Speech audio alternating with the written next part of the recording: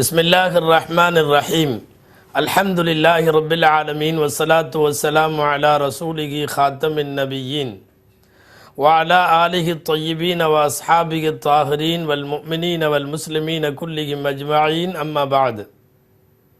فقد قال الله تعالى في كلامه القديم والفرقان الحميد: أعوذ بالله من الشيطان الرجيم. بسم الله الرحمن الرحيم. كلوا واشربوا ولا تسرفوا إنه لا يحب المسرفين. صدق الله العظيم. அளவற்ற அருளாளனும் நிகரற்ற அன்புடையோனுமாகிய எல்லாம் வல்ல அல்லாஹுவின் பெயரால் துவங்குவோமாக.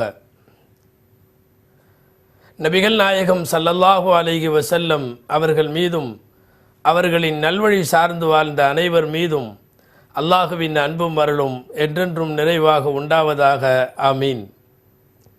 குடும்ப உறவு சீர்பெற எனும் இத்தலைப்பில் நாம் இதற்கு முன்னால் குடும்ப உறவு குறித்து, நபிமார்கள் வழியில் திருமணத்தின் அவசியம் குறித்து, பெண் பார்ப்பது, மாப்பிள்ளை பார்ப்பது, இந்த பெண் பார்த்தல் போதும் மாப்பிள்ளை பார்த்தலின் போதும் நடத்தப்படக்கூடிய விசாரணைகள், அதற்குள்ளே ஏற்படுகின்ற முறைகேடுகள், இவற்றையெல்லாம் நாம் கடந்த தொடர்களில் பார்த்தோம்.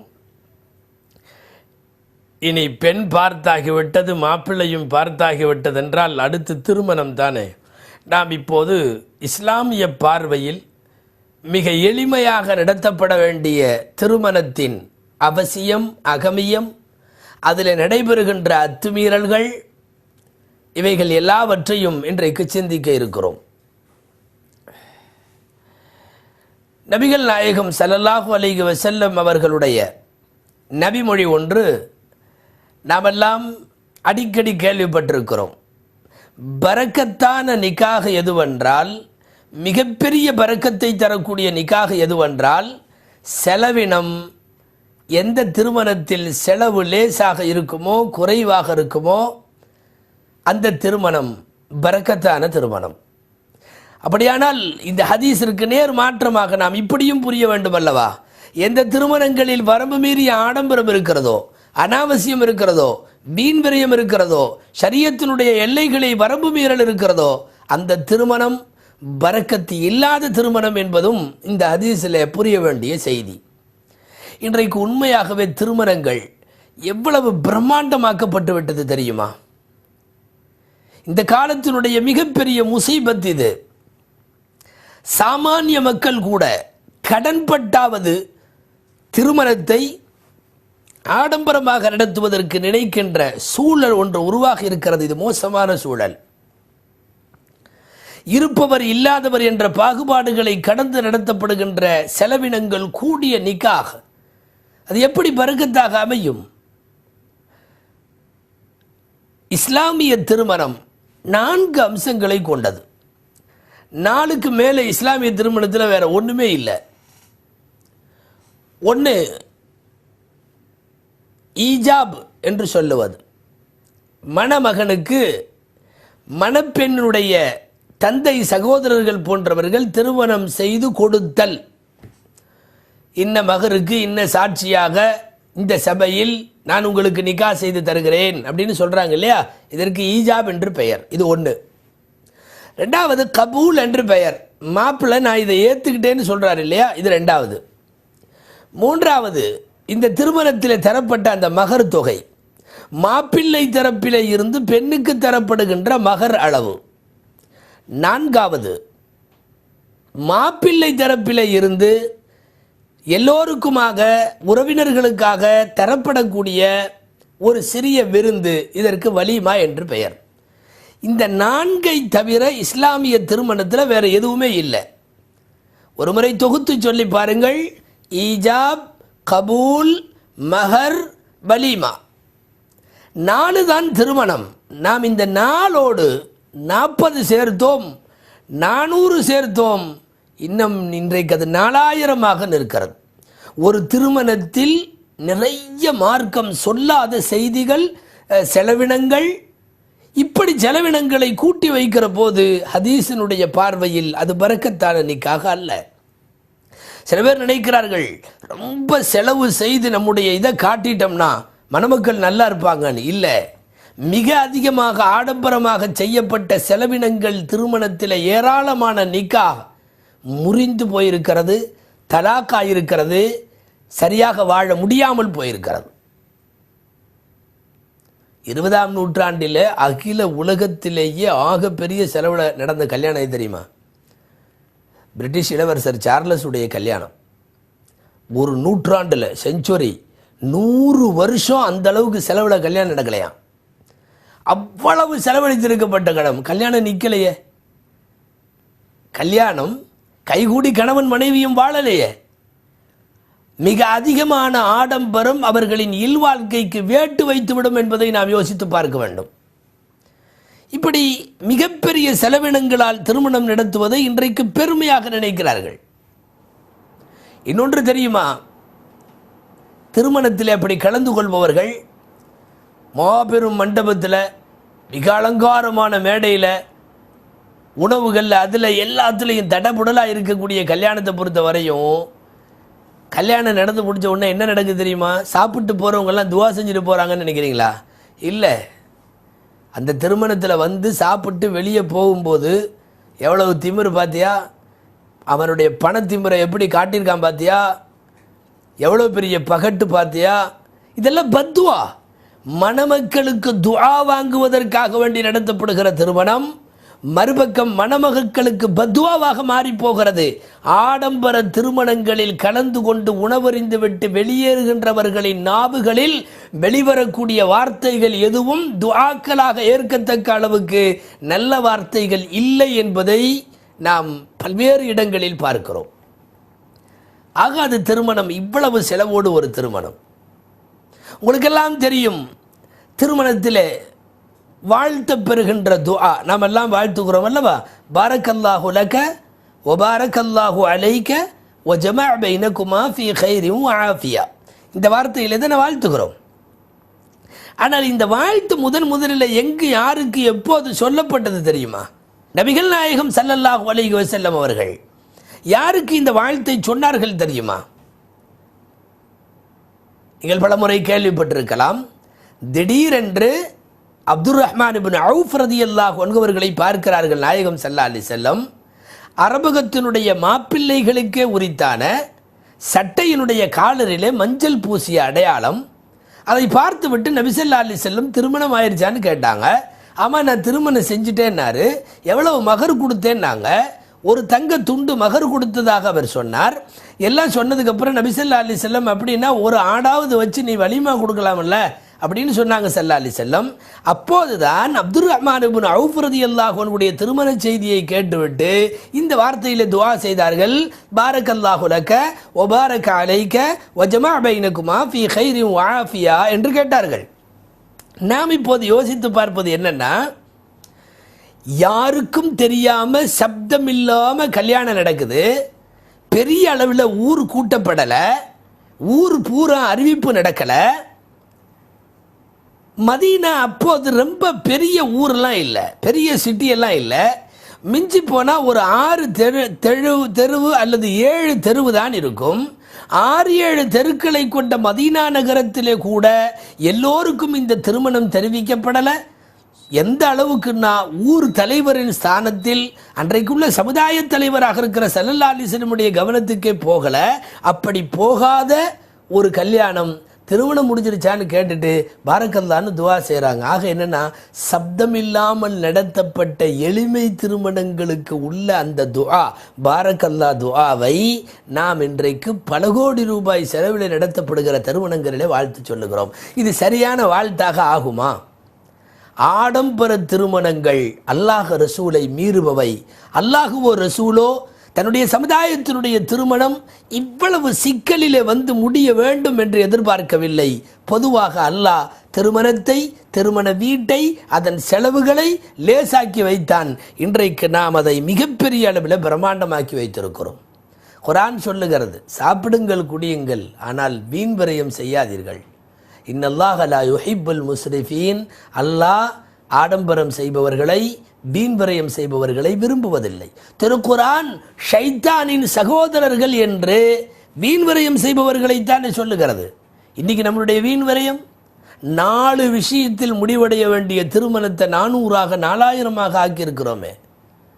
இன்விடேஷனில் தொடங்கி அத்தனையிலையும் சொல்கிறேன். சில பேர் கல்யாண பத்திரிகையில் முறம் தூக்கிட்டு வர்ற மாதிரி கொண்டு வர்றாங்க. கூப்பிட்றதுக்கு வர்றாரு ஒருத்தர், பத்திரிகை தூக்கிட்டு வர்றாரு இன்னொருத்தர். ஏதோ பெரிய சீர் வருதுன்னு பார்த்தா அவ்வளோ பெரிய அளவில் பத்திரிகை, பயங்கரமான பத்திரிகை. இன்விடேஷனில் தொடங்குகின்ற இந்த செலவில் இருந்து ஆரம்பித்தா பொண்ணும் மாப்பிள்ளையும் இன்னார் இன்னார் என்று சொல்லுவதற்கு தேவைப்படுகிற பத்திரிகையில் இவ்வளோ பெரிய பிரம்மாண்டம் வேண்டுமா? அந்த பத்திரிகையெல்லாம் தாண்டி நீங்கள் கல்யாணத்துக்கு போனீங்கன்னா இந்த டெக்கரேஷன் ஒன்று இந்த சமீப காலங்களில் பிரபலமாகி வருது. அதாவது அந்த மாப்பிள்ளை அவராக உட்கார்ந்தாருன்னா மாப்பிள்ளையாக தெரியாது. அதுக்காக வேண்டி நாம் அந்த பொண்ணு மாப்பிள்ளையினுடைய பேக்ரவுண்டை அழகுபடுத்துகிறோமே. அல்லாஹு அக்பர். டெக்கரேஷனுக்கு பல லட்சங்களை செலவு செய்கிற திருமணங்களாக இன்றைக்கு வந்து விட்டது. பத்திரிகையில் பல லட்சம், மண்டபத்தில் பல லட்சம், அந்த மண்டபத்தில் செய்யப்படுகின்ற டெக்கரேஷன்களில் பல லட்சம். அல்லாஹ் ரசூலுக்கு ஆடம்பரமே பிடிக்காது என்கிற போது ஆடம்பரத்தில் திருமணம் செய்துவிட்டு இதில் கூடுதல் என்ன தெரியுமா? ஒரு சில திருமணங்கள் அல்லாஹ் பாதுகாக்க வேண்டும், ஆர்கெஸ்ட்ராவோடு திருமணம் நடக்கிறது. ஆர்கெஸ்ட்ராவோடு, பாட்டு கச்சேரிகளோடு, இசை வாத்தியங்களோடு, முழுக்க முழுக்க இவைகளெல்லாம் அல்லாஹ் ரசூலுடைய துஆவுக்குத்தான் செய்யப்படுகிறதா, இல்லை ஏதாவது பத்வாவை வாங்கி கட்டிக்கொள்வதற்காக இவர்கள் திருமணம் செய்கிறார்களான்னு தெரியல. ஆர்கெஸ்ட்ராக்கள் நடத்தப்படுகிற திருமணம், பெரிய பெரிய சமூக சீர்திருத்தவாதிகள் மாதிரி தங்களை காட்டிக்கிற நிறைய பேருடைய திருமணங்கள் அப்படி தான் நடக்கு. என்னங்க நீங்களே ஆர்கெஸ்ட்ரா வைக்கிறீங்க உங்கள் திருமணங்களில்? அது ஆர்கெஸ்ட்ரா எங்களுக்கு வைக்கணுங்கிறதுக்காக வைக்கிறது இல்லை, நாங்கள் வச்சிருக்கிற தொழில் தொடர்பில் உள்ளவங்கெல்லாம் அதை விரும்புகிறாங்க, அதனால் வைக்கிறோம். உன்னுடைய திருமணத்தில் கச்சேரி வைக்க வேண்டும் என்று விரும்புகிற தொழில் தொடர்பு வணிக நிறுவனம் சம்பந்தப்பட்டவர்கள், அவர்களுக்காக வேண்டி இவ்வளவு பெரிய மாற்றம் பாவத்தை செய்யப்பட வேண்டுமா? மறுபக்கம் யோசிக்க வேண்டும். ஒருவேளை நீ ஒரு பெரிய பணக்காரன், நீ ஒரு பெரிய கோடீஸ்வரன், ரொம்ப சிம்பிளாக ஒரு கல்யாணத்தை நடத்தி முடிச்சிட்டா, உங்கூட தொழில் செய்கிறவனும் சரி, உங்கூட கான்டாக்ட் வச்சிருக்கிற உலகத்தினுடைய யாராக இருந்தாலும் சரி வந்து பார்த்தா பணம் இருக்குன்னு ஆட்டம் போடாமல் இவ்வளவு அடக்கமாக திருமணம் செஞ்சிருக்காரே, இதை பாராட்டலான்னு சொல்லி பேசுகிறாங்க இல்லையா? அதுவெல்லாம் துஆக்கள், அதுவெல்லாம் துஆக்கள்.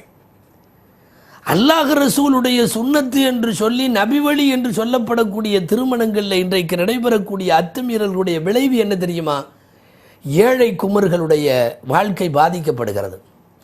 ஏழையான ஒரு தந்தை, சாமானியமான நடுத்தர குடும்பத்தில் இருக்கக்கூடிய ஒருவன் தானும் தன் பங்குக்கு அதே போல போட்டி போட்டு செய்ய வேண்டும் என்று இறங்குகிறான். விளைவு திருமணம் இன்றைக்கு ஒரு மாபெரும் விலையுள்ள பொருளாக மாறி இருக்கிறது அல்லவா? இந்த திருமணத்தினுடைய போங்கு இப்படியே போக போக எப்படி மாறி போகும் என்று தெரியவில்லை. மிகவும் மோசமான கோலத்தை நோக்கி போகிறது. திருமணத்தில் தாவத்துங்கிற பேரில் நாம் வலிமான் ஒரு விருந்து வைக்கிறோம் இல்லையா? நான் இங்கே ஒன்று சொல்லுவேன், திருமணத்தில் பெண் வீட்டு சார்பாக விருந்து என்பது இந்த மார்க்கத்தில் கிடையாது, கிடையவே கிடையாது. மாப்பிள்ளை தரப்பில் விருந்துக்கு சொல்லப்பட்டிருக்கிறதே ஒழிய அதற்கு வலிமா என்று பெயர் வைக்கப்பட்டிருக்கிறது. அந்த வலிமாவிலே கலந்து கொள்ள வேண்டும் என்று சொல்லப்பட்டிருக்கிறது. வலிமாவுக்கு அழைத்தால் மறுக்காதீர்கள் என்று சொல்லப்பட்டிருக்கிறது. ஆனால் எந்த இடத்திலேயும் பெண் வீட்டு சார்பாக விருந்து என்பது கிடையாது. ஆனால் இந்த நாட்டை பொறுத்தவரை பிடித்திருக்கிற பெரிய முசீபத் என்ன தெரியுமா? திருமணத்தன்று கூடுகிற அந்த அவ்வளவு பெரிய கூட்டம் 1000 பேருக்கு மேல் இருந்தாலும் பெண் வீட்டில் இருந்து சாப்பாடு போட சொல்லுகிறோம் அல்லவா? அல்லாஹ் ரசூலுடைய வரிகளில், வேதத்தில், நபிமொழியில் இதற்கான எந்த முன்மாதிரிகளும் இல்லை. சரி, மாப்பிள்ளை விருந்தோ வலிமாவோ ஏதோ ஒன்று விருந்து நடக்கிறது அல்லவா? இன்றைக்கு அந்த விருந்து எவ்வளவு பெரிய விலை உயர்ந்ததாகிவிட்டது தெரியுமா? டன் கணக்கிலே கொட்டப்படுகின்ற உணவுகள் இன்றைக்கும் நாம் பார்த்து கொண்டிருக்கிறோம். எல்லா ஊர்லையும் கல்யாண சாப்பாட்டில் மிஞ்சி போய் கொட்டப்படுகின்ற நூற்றுக்கணக்கான கிலோ கணக்கில் கொட்டப்படுகிற அந்த சாப்பாடுகளுக்கு அல்லாஹ்விடத்தில் என்ன பதில்? ஏழை பசியார இல்லாமல் தவிக்கிறான். ஆனால் பணக்காரர்களுடைய மிதமிஞ்சிய இலைகளிலே இருந்து எஞ்சி வழிகிற உணவுகளினுடைய மிகப்பெரிய செலவினங்கள். அல்லாஹ்விடத்தில் இதற்கு என்ன பதில்? ஹதீஸில் எந்த அளவுக்கு வருகிறது என்றால், காட்டுவதற்காக வேண்டி பகட்டாக செய்யப்படுகின்ற திருமண விருந்துகளில் கலந்து கொள்ளாமல் இருப்பதை வலியுறுத்தினார்கள் நாயகம் ஸல்லல்லாஹு அலைஹி வஸல்லம். அல் முராயின், முகஸ்துதிக்காக வேண்டி விருந்து போடுகின்ற, தன்னுடைய விருந்துகளில் மிகப்பெரிய பகட்டை காட்டக்கூடியவர்கள், தன்னுடைய இருப்பை வெளிப்படுத்தக்கூடியவர்கள், இவர்களுடைய விருந்துகளில் பங்கேற்க வேண்டாம் என்று சொல்லிய நபி ஸல்லல்லாஹு அலைஹி வஸல்லம் வலியுறுத்தி இருக்கிறார்கள். எளிமையான திருமணங்கள் என்று வருகிற போது இன்னமும் நான் நிறைய சொல்ல வேண்டும். சமீப காலங்களில் திருமணங்களிலே பிடித்திருக்கிற இன்னொரு பெரிய முசீபத் என்ன தெரியுமா? ஏதோ பெரிய பெரிய மாநகரங்களில் இருந்துச்சு, இன்னைக்கு எல்லா ஊர்களையும் பரவிட்டு வருது. திருமண நிக்காக ஓதப்பட்ட கொஞ்ச நேரத்திலேயே மாப்பிள்ளையும் பெண்ணும் ஒரே மேடையில் நிறுத்தப்படுகிறார்கள்.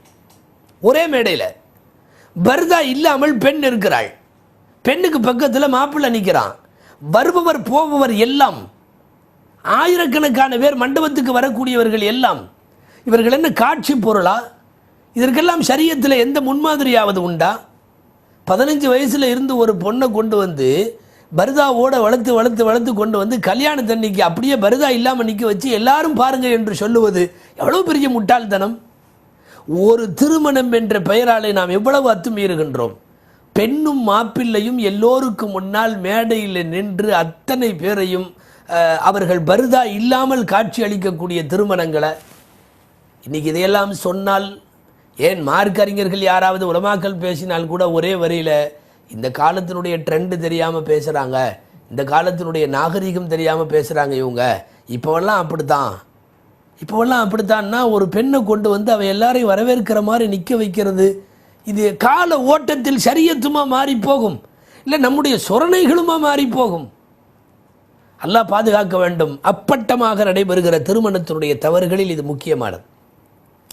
இதை அடுத்து திருமணங்களுடைய முக்கியமான மற்றொரு தவறு, பள்ளிவாசல்களில் அதை வைக்காமல் மண்டபங்களிலே வைக்க துவங்கி இருப்பது. ஒரு திருமணத்திற்கு செய்யப்படுகிற பல லட்சம் ரூபாய் செலவில் நான் கேட்கிறேன், ஒரு பள்ளியில் திருமணம் நடத்திவிட்டு பள்ளியில் இருந்து அதுக்கப்புறம் மண்டபத்துக்கு போகலாமே. பல பேர் இப்படி காரணம் சொல்லுவது உண்டு, மண்டபத்துக்கு பக்கத்தில் எந்த பள்ளிவாசலும் இல்லை, பக்கத்தில் வேண்டாம், 4 கிலோமீட்டர் தள்ளி பள்ளி இருக்கட்டும், அங்கே நிக்காக ஓதுனதுக்கு அப்புறம் ஏன் ஒரு பஸ் ஏற்பாடு பண்ணு? ஒரு மண்டபத்துக்கு பல லட்சம் கொடுத்துருக்குற, மாப்பிள்ளை காலில் போட்டிருக்கிற ஷூ 10,000 ரூபாய்க்கு மேலே, பள்ளிவாசலில் இருந்து மண்டபத்திற்கு ஒரு வாகன ஏற்பாடு செஞ்சு எல்லோரையும் அழைத்து செல்ல உன்னுடைய திருமண செலவில் அதற்கு இடம் இல்லையா? அங்கே மண்டபமும் உணவும் இன்ன பிற செலவினங்களும், பெண்கள் மணப்பெண்கள் மணமகன்கள் கையிலும் கழுத்திலும் அவர்கள் போட்டிருக்கின்ற நகைகள், இதையெல்லாம் கணக்கு போட்டு பார்த்தால் பள்ளிவாசலுக்கும் மண்டபத்துக்கும் ஒரு வாகன ஏற்பாடு என்பது எவ்வளவு சாதாரணமானது தெரியுமா? பள்ளியில் நடத்தப்படுகிற திருமணங்கள் தான் பரக்கத்தானவை. நபிகள் நாயகம் ஸல்லல்லாஹு அலைஹி வஸல்லம் வார்த்தை அல்லவா, அலினு ஹாதன் நிகாஹ வஜஅலூஹு ஃபில் மசாஜித், இந்த திருமணத்தை நீங்கள் அறிவிப்பு செய்து பகிரங்கப்படுத்துங்கள், அதை பள்ளிவாசல்களில் நடத்துங்கள் என்று சொன்னார்கள் அல்லவா ஸல்லல்லாஹு அலைஹி வஸல்லம் அவர்கள். ரசூலுல்லாஹ்வின் வார்த்தையை தாண்டி இன்றைக்கு பள்ளிகள் புறக்கணிக்கப்படுகின்றது.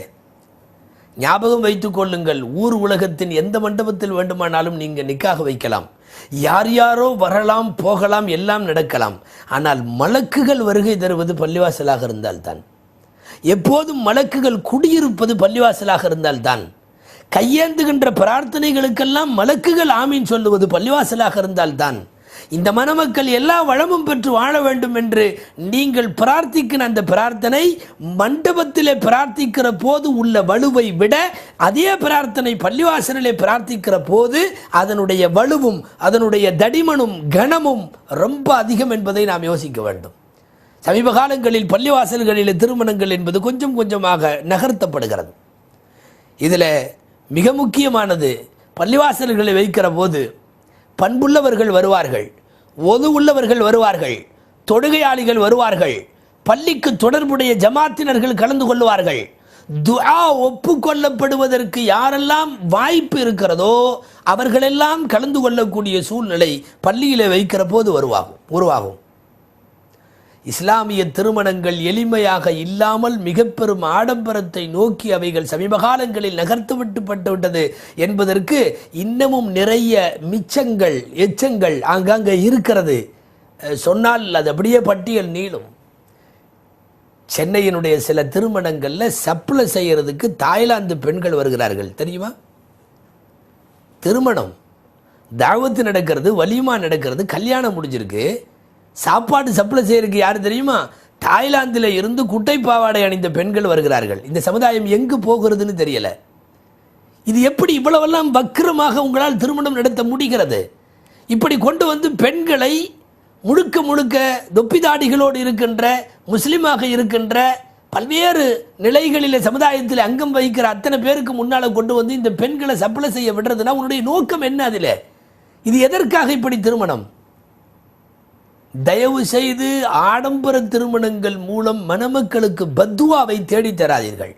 இதில் மிக முக்கியமாக இன்னொன்று இருக்கிறது. மாற்று கலாச்சாரத்தினுடைய திணிப்பில் உருவானது இந்த ஹனிமூன் பயணம்னு ஒன்று இருக்குது. திருமணத்தில் நிறைய அப்படி தேனிலவு என்று சொல்லுகிறார்கள். நீங்கள் போகலையான்னு கேட்குறாங்க. எங்கே இருக்கிறது இந்த மார்க்கத்தில்? இது வந்து நசாராக்களுடைய கலாச்சாரம், யூதர்களுடைய கலாச்சாரம். நபிகள் நாயகம் ஸல்லல்லாஹு அலைஹி வஸல்லமுடைய வலியுறுத்தல்ல எங்கேயாவது இருக்கா? இந்த மார்க்கத்துக்கும் ஹனிமூனுடைய ட்ரிப்புக்கும் சம்பந்தம் இல்லை. வேண்டுமென்றால் உங்களுக்கு அப்படி எங்காவது அனுப்பி வைக்க வேண்டும் என்று பிரியம் இருந்தால் ஹஜ் செய்யட்டும், உம்ரா செய்யட்டும். அதை விடுத்து தனியாக தேனிலவு பயணம் என்பது இந்த மார்க்கத்தை பொறுத்தவரை சம்பந்தமில்லாத செய்தி. சமீப காலங்களில் திருமணத்தோடு சேர்த்து இணைத்து பேசப்படுகின்ற விஷயமாக ஆகிவிட்டது.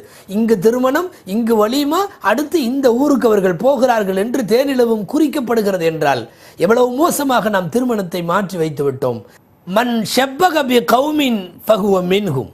ரசூல் ஸல்லல்லாஹு அலைஹி வஸல்லம் அவர்கள் சொல்வார்கள், மன் தஷப்பக பி கௌமின், யாராவது இஸ்லாம் அல்லாத வேறு கூட்டத்தாருடைய செயல்களுக்கு ஒப்பாக தன்னுடைய செயல்பாடுகளை அமைத்து கொண்டால் அந்த முஸ்லிம் அவர்களை சார்ந்தவனை ஒழிய நம்மை சார்ந்தவன் அல்ல என்று சொல்வார்கள் நாயகம் ஸல்லல்லாஹு அலைஹி வஸல்லம். பல்வேறு இடங்களில் யகூதிகளைப் போல் நசாராக்களைப் போல் நீங்கள் ஆகிவிட வேண்டாம் என்பதை எச்சரித்து எத்தனை நபிமொழிகளில் வந்திருக்கிறது தெரியுமா? இங்க தேனிலவு சமாச்சாரம் எல்லாம் அங்கிருந்து இப்படி இறக்குமதி செய்யப்பட்டவை தான். வருத்தம் என்ன தெரியுமா? இங்கே இருந்து நிறைய உயர்வான விஷயங்களை அவர்கள் எடுத்துக் கொள்ளுகிறார்கள். ஆனால் அங்கே இருந்து உயர்வானவைகள் அல்ல, மிகவும் தாழ்ந்த சில கழிசடை சமாச்சாரங்களை, சில சாக்கடைத்தனமான விஷயங்களை எல்லாம் அவர்களிடமிருந்து நாம் எடுத்துக்கொண்டு வருகிறோம் என்றால் இஸ்லாமிய வீடுகளுடைய திருமணங்களிலே தேனிலவு என்பது சூழ்நிலைக்கு ஏற்றாற்போல் ஷரியத்தினுடைய எந்த விஷயத்தையும் என்னால் மாற்றி காட்ட முடியும் என்று சொன்னால் அப்புறம் ஷரியத் சட்டப்படி வாழுகின்ற ஒரு முஸ்லிமினுடைய மரியாதை, அவன் அதில் இருக்கக்கூடிய அந்த உறுதி நிலைப்பாடு, இதுவெல்லாம் சந்தேகத்திற்குரியதாக ஆகிறது. இஸ்லாமிய திருமணங்கள் என்று பட்டியலிட்டால் அல்லாஹு தாலா எந்த செலவையும் வைக்கவில்லை. எவ்வளவு லகுவாக திருமணத்தினுடைய முறையை அமைத்து தந்தான். நபிகள் ஸல்லல்லாஹு அலைஹி வஸல்லமுடைய காலத்தில் திருமணம் நடந்தது. சபையிலேயே கொஞ்ச நேரத்திலேயே நீங்கள் தருகிறீர்களா, நீ கட்டிக்கொள்கிறாயா, உடனடியாக திருமணம். ஏன் நாயகம் முடித்த திருமணங்களிலே எத்தனை திருமணங்கள்? உடனடியாக திருமணம், உடனடியாக வலிமா, ஒன்றுமே இல்லை. ஒரு பேரித்தம்பழம், சற்று மாவு குழைந்து உள்ளே சில அந்த மாவோடு சேர்த்து ஒரு உருண்டை தயார் செய்து ஆளுக்கு ஒரு உருண்டையை கொடுத்து விட்டு இது எனது வலிமா என்று சொல்லி ஸல்லல்லாஹு அலைஹி வஸல்லம் அவர்கள் சஃபியா அம்மா போன்றவர்களுடைய திருமணங்களின் போது தரவில்லையா? ஆடம்பரமான விருந்தும் ஆடம்பரமான அந்த பகட்டான சமாச்சாரங்களும். லா துபத்திர் தபுதீரா, வீண்வரையம் செய்ய வேண்டாம். இன்னல் முபத்திரீன், வீண்வரையம் செய்பவர்கள் கானு இஹ்வான ஷைத்தான், ஷயாத்தீன், ஷைத்தான்களுடைய சகோதரர்கள் அவர்கள். வகான ஷைத்தானு லிரப்பிஹி கஃபூரா, ஷைத்தான் எப்போதும் தன் ரப்புக்கு மாறு செய்பவனாகவே இருக்கிறான் என்று வரக்கூடிய குர்ஆனுடைய வசனம். உண்ணுவதற்கும் குடிப்பதற்கும் அனுமதி அளித்து தேவையான எல்லா விதமான வசதிகளை அனுபவிப்பதற்கு வாய்ப்பு கொடுத்திருந்தாலும் வீண் விரயம் வேண்டாம் என்று சொல்லுகிறது அல்லவா? பணக்காரர்களுக்கு சொல்லுகிறோம், முடிந்தால் உங்களால் உங்களுடைய மிகப்பெரிய பொருளாதார வசதியில் நீங்கள் நடத்துகிற இவ்வளவு பெரிய திருமணத்துக்கு இடையில் ஒவ்வொரு பணக்காரரும் ஒரு 4 ஏழைகளுக்கு உங்கள் திருமணத்தோடு சேர்த்து உங்கள் பையனுடைய அல்லது உங்கள் பிள்ளையுடைய திருமணத்தோடு சேர்த்து நடத்தி பாருங்கள். ஊர் உலகம் எவ்வளவு பெரிய துஆக்களை உங்களுக்கு தரும் தெரியுமா? அல்லாஹ் ரசூல் எவ்வளவு அகமகிழ்ந்து போவார்கள் தெரியுமா? சுருக்கமாக விஷயத்தை முடிக்கலாம். சமீப காலங்களில் பெருகி வருகிற ஏராளமான மன முறிவு, மன விளக்கு, விவாகரத்து, ஹுலா, தலாக் இவைகளின் பின்னணியில் எளிமையாக நடத்தப்படாத திருமணத்தினால் கூட இந்த பத்துவா இருக்கலாம் என்பதைத்தான் இங்கே சொல்ல வருகிறோம். எளிமையாக நடத்தாமல் மிக அனாவசியமாக திருமணத்தை நடத்திய போது அந்த திருமணங்கள் கடைசி வரை 1000 காலத்து பயிராக பல்லாண்டு காலங்கள் சேர்ந்து வாழும் தம்பதிகளாக இல்லாமல் குறுகிய காலத்திலேயே அவைகள் பிரிந்து போய்விடுகிறது என்று சொன்னால் நடத்தப்படுகிற திருமணங்களில் அதற்கு பங்குண்டு என்பதையும் நாம் இங்கே யோசித்து பார்க்க வேண்டும். அல்லாஹு ஜல்ல ஷானுஹு தஆலாவும் அருமைநாயகம் ஸல்லல்லாஹு அலைஹி வஸல்லம் அவர்களும் காட்டிய வழியில் இஸ்லாமிய திருமணங்கள் நடைபெற வேண்டும். மீண்டும் சொல்லுகிறேன், மகரும் வலீமாவும் ஈஜாபும் கபூலும் இதோடு இஸ்லாமிய திருமணம் முடிந்தது. எல்லாம் வல்ல இறைவன் திருமணத்தின் எல்லா விதமான அனாச்சாரங்களிலே இருந்தும் நம்மை காப்பாற்றி நம்முடைய திருமணங்களை இஸ்லாமிய வழியில் நல்ல திருமணங்களாக இறைவன் ஆக்கி தருவானாக. ஆமீன். வஆகிரு தஅவானா அல்ஹம்துலில்லாஹி ரப்பில் ஆலமீன். அஸ்ஸலாமு அலைக்கும் வரஹ்மத்துல்லாஹி வபரகாத்துஹு.